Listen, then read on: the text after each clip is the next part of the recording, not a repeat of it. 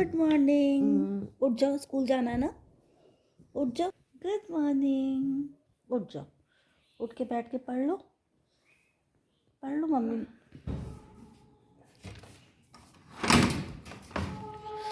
बाबा रे, कितना कोहरा और रखा, कुछ नहीं दिखाई दे रहा है, कुछ भी नहीं। ट्रेन जा रही है, ये उसकी धुन कितनी प्यारी लग रही है।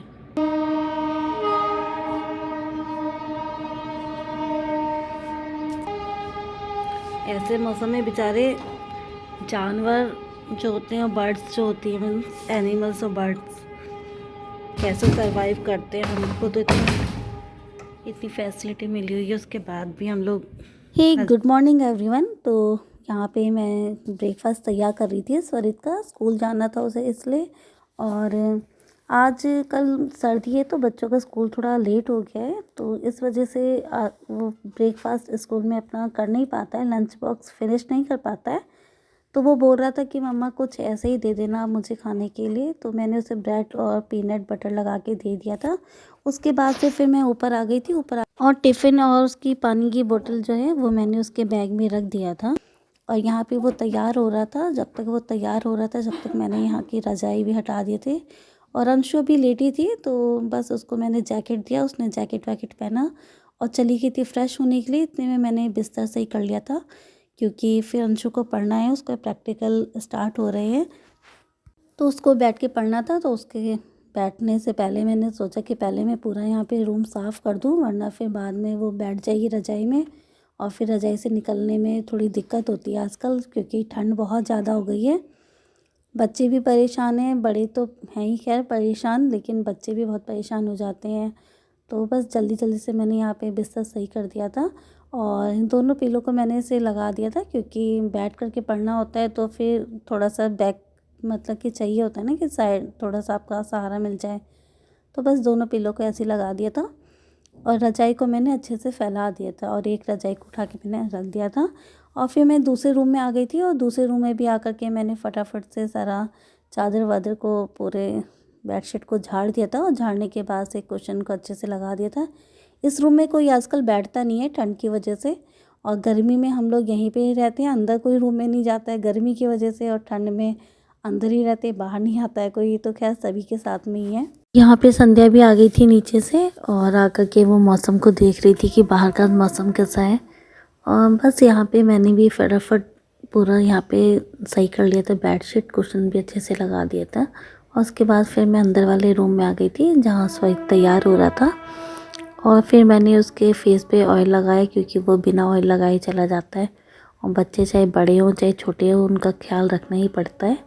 तो बस उसको भेजने के बाद से फिर मैंने जो कपड़े कल वॉश किए थे उनको मैं फ़ोल्ड करने लग गई थी। और यहाँ पे संध्या भी आ गई थी, तो उसने भी यहाँ पे आकर के झाड़ू लगा दिया था।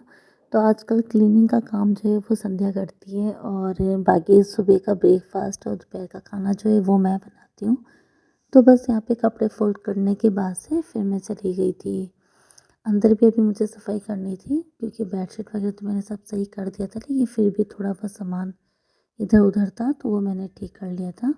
और संध्या ने भी यहाँ पे झाड़ू लगा लिया था। और उसके बाद फिर मैं नीचे आ गई थी, और नीचे आकर के मैंने सब्ज़ी कट की थी। तो आज मैं बना रही थी गोभी सेम आलू की मिक्स वेज बना रही थी। और यहाँ पे एक साइड में मैंने अरहर की दाल भी बॉईल करने के लिए रख दिया था, और साथ ही मैंने सब्ज़ी भी वॉश कर लिया था।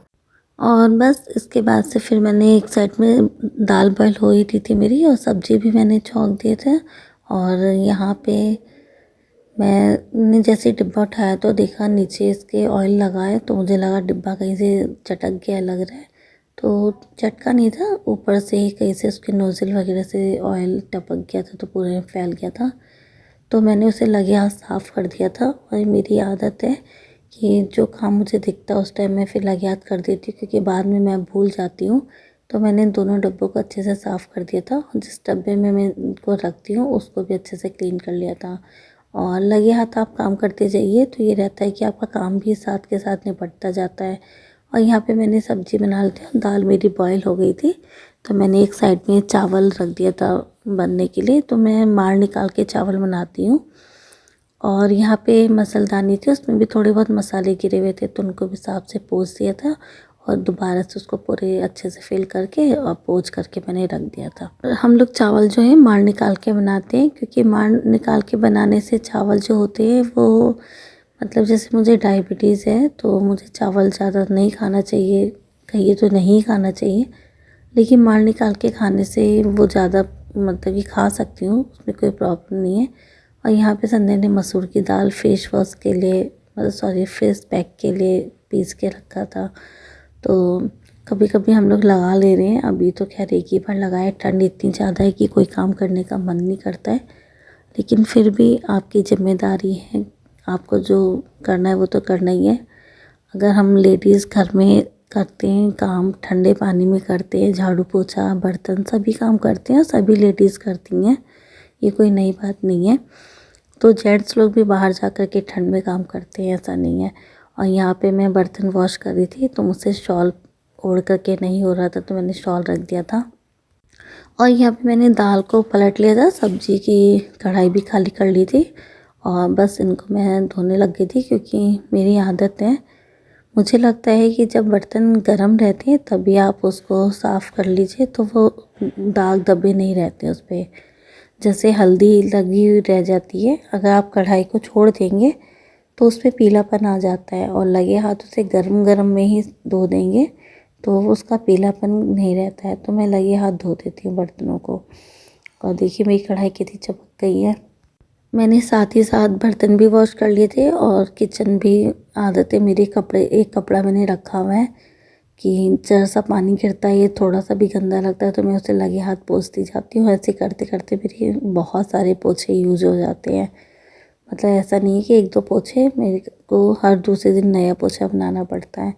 तो यहाँ पे मैंने ये सारे बर्तन वॉश कर लिए थे, और बर्तन वॉश करने के बाद से मैंने फिर चूल्हा भी साफ़ कर लिया था। सिंक भी लगे हाथ साफ़ कर देती हूँ मैं, और सिंक दिन में कम से कम 2 से 3 बार हो जाता है साफ़। एक बार अब हुआ है मॉर्निंग में, फिर उसके बाद खाना खाने के बाद जो बर्तन आएंगे वो होगा फिर शाम को।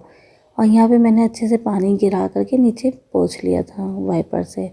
और मेरा खाना तैयार है, आलू गोभी सेम की सब्ज़ी, दाल। और जब तक बच्चा अभी स्कूल से आ जाएगा तो उसके बाद खाएंगे। और यहाँ पे हम लोग नहा धो कर के बिल्कुल तैयार हो गए थे अपनी थेरेपी पे जाने के लिए। तो ये है, नहाने धोने के बाद फिर की थी मैंने, और अंशु की भी चोटी कर दी थी मैंने कि फिर वो खुद करेगी नहीं। और यहाँ पे शाम के टाइम की व्लॉगिंग की थी, तो शाम को मैं और अंशु चले गए थे तेल का सामान लेने के लिए, क्योंकि मकर संक्रांति है संडे को, तो सोचा कि जा कर के फटाफट से सामान ले आएं और कुछ हरी सब्जियां भी ले आते हैं। तो बस मैं और अंशु चले गए थे, तो हम दोनों ने कल बहुत सारा सामान ख़रीदा। मैंने आप लोग के साथ में इस वीडियो में शेयर नहीं किया है वो सब, अब नेक्स्ट वीडियो में करूँगी। और बस यहाँ पे टमाटर ले लिया था, शिमला मिर्च लेते हैं, और मेथी, बथुआ, गाजर, टमाटर सब चीज़ें ले ली थी। और साथ ही मैंने मकर संक्रांति के लिए तिल लिए थे, गुड़ लिए थे, जिसकी रेसिपी मैं आप लोग के साथ में शेयर करूँगी। और बाकी बने बनाए रेडीमेड भी ले लिया था। और बस उसके बाद से फिर हम लोग चले गए थे टिक्की की दुकान पे। तो आज मन था कि ठंड भी है और ठंड में अच्छा लगता है जब गरम गरम टिक्की या इस टाइप की चीज़ें देखो तो खाने का। और अंशु बहुत दिनों के बाद में बाहर निकली थी, मेरे साथ में आई थी, तो मैंने सोचा कि मैं अंशु को कुछ खिला दूँ। तो बस फिर उसके बाद से हम दोनों माँ बेटी चले गए थे शॉप पे टिक्की की, और वहाँ पे जा कर के फिर हमने ठेले पे खड़े होकर के टिक्की खाई थी।